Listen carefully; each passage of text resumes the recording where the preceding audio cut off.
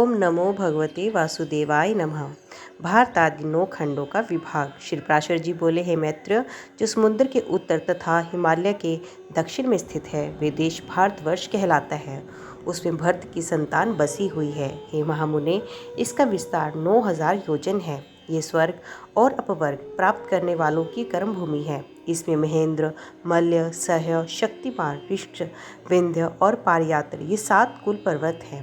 हे मुने, इसी देश में मनुष्य शुभ कर्मों द्वारा स्वर्ग अथवा मोक्ष प्राप्त कर सकते हैं और यहीं से वे नरक अथवा त्रियग योनिज में पड़ते हैं। यहीं से स्वर्ग, मोक्ष, अंतरिक्ष अथवा पाताल आदि लोगों को प्राप्त किया जा सकता है।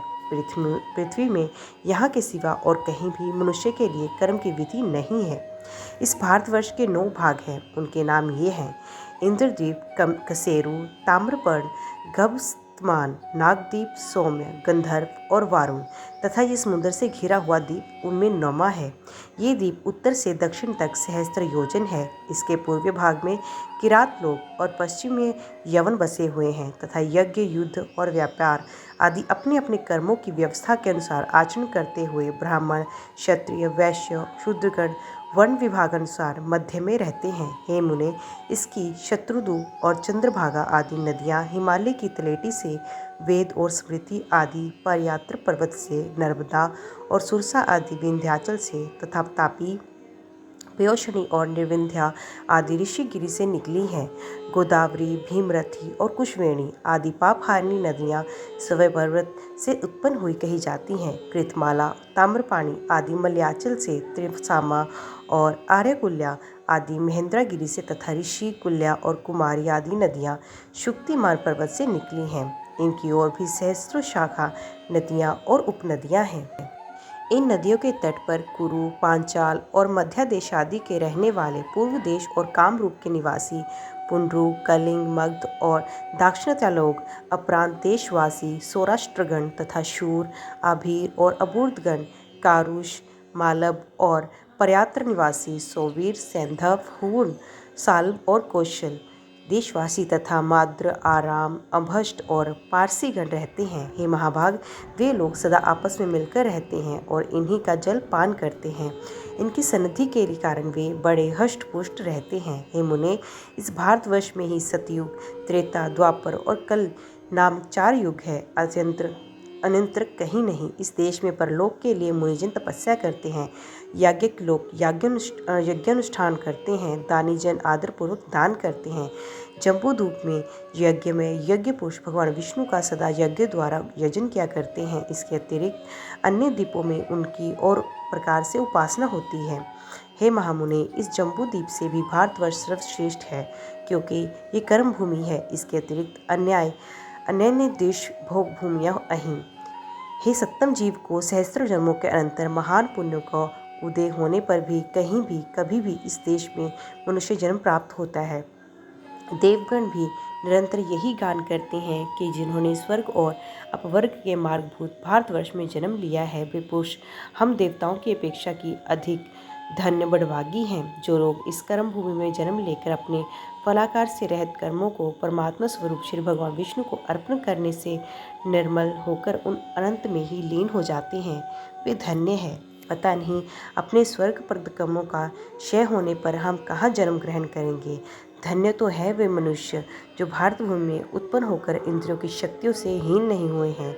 हे मित्र, इस प्रकार लाख योजन के विस्तार वाले 9 वर्ष विशिष्ट इस जम्बूद्वीप का मैंने तुमसे संक्षेप में वर्णन किया।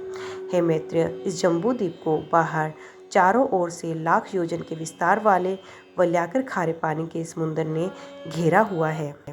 श्री पराशर जी बोले, हे द्विज, मैंने तुमसे ये पृथ्वी का विस्तार कहा। इसकी ऊंचाई भी 70 सहस्त्र योजन कही जाती है।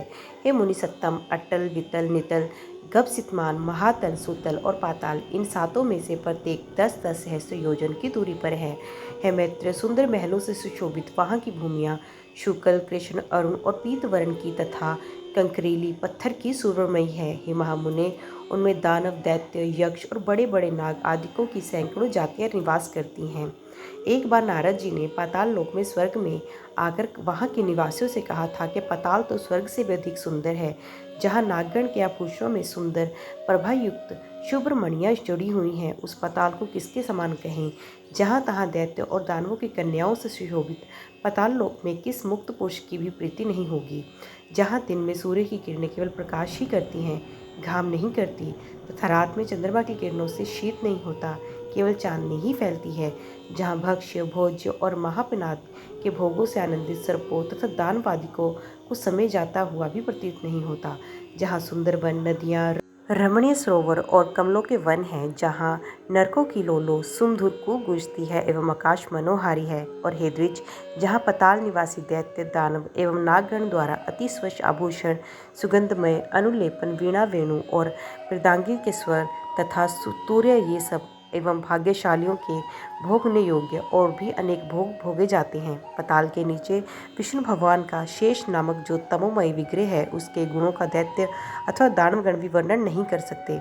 जिन देवऋषि पूजित देव का सिद्धगण अनंत कहकर बखान करते हैं, वे अति निर्मल, स्पष्ट, स्वस्तिक चिन्हों से विभूषित तथा सहस्त्र नेत्र वाले हैं, जो अपने फणों की सहस्त्र मणियों से संपूर्ण दिशाओं का देदीप्यान करते हुए संसार के कल्याण के लिए समस्त असुरों को वीर्यहीन करते रहते हैं। मद के कारण अरुण नयन, सदैव एक ही कुंडल पहने हुए तथा मुकुट और माला आदि धारण किए, जो अग्नियुक्त श्वेत पर्वत के समान सुशोभित है। मद से उन्मत्त हुए, जो नीलांबर तथा श्वेत हारों से सुशोभित होकर मेघमाला और गंगा प्रवाह से युक्त दूसरे कैलाश पर्वत के समान विराजमान है, जो अपने हाथों में हल और उत्तम मूसल धारण किए हैं तथा जिनकी उपासना शोभा और वारुणी देवी स्वयं मूर्तिमती होकर करती हैं। कल्पांत में जिनके मुखों से विषाग्रिशिखा के समान देदी प्यान संकर्ष नामक रुद्र निकलकर तीनों लोकों का भक्षण कर जाता है, वे समस्त देवगणों से वंदित शेष भगवान अशेष भूमंडल को मुक्तवत कर धारण किए हुए पाताल तल में विराजमान है। उनका बल, वीर्य, प्रभाव, स्वरूप और रूप देवताओं से भी नहीं जाना और कहा जा सकता। जिनके फणों की मणियों की आभा से वर्ण हुई समस्त पृथ्वी फूलों की माला के समान रखी हुई है, उनके बल, वीर्य का वर्णन भला कौन करेगा? जिस समय मदमत नयन शेष जी चमुहाई लेते हैं, उस समय समुद्र और वन आदि के सहित ये संपूर्ण पृथ्वी चलायमान हो जाती है। इनके गुणों का अंत गंधर्व, अप्सरा, सिद्ध, किन्नर, नाग और चारण आदि कोई भी नहीं पा सकते। इसीलिए ये अविनाशी देव अनंत कहलाते हैं। जिनका नाग वधुओं द्वारा लेपित हरिचंदन पुण्य पुण्य श्वास वायु से छट छुट कर दिशाओं को सुगंधित करता रहता है, जिनकी आराधना से पूर्वकालीन महर्षि गर्ग ने समस्त ग्रहण श्राद्धि और शकुन अपशकुनादि नियमित के फलों को माना जाता है। उन नागश्रेष्ठ शेष जी ने इस पृथ्वी को अपने मस्तक पर धारण किया हुआ है, जो स्वयं ही देव, असुर और मनुष्यों के साथ संपूर्ण लोकमाला का धारण किए हुए हैं। ओम नमो भगवते वासुदेवाय नमः। तो दोस्तों, आज की वीडियो में बस इतना ही। उम्मीद करती हूँ वीडियो आपको पसंद आई होगी। वीडियो पसंद आई हो तो वीडियो को लाइक और चैनल को सब्सक्राइब ज़रूर कीजिएगा। तो मिलते हैं अगले अध्याय के साथ। तब तक के लिए देखते व सुनते रहिए। जय मां कंजक, जय माता दी।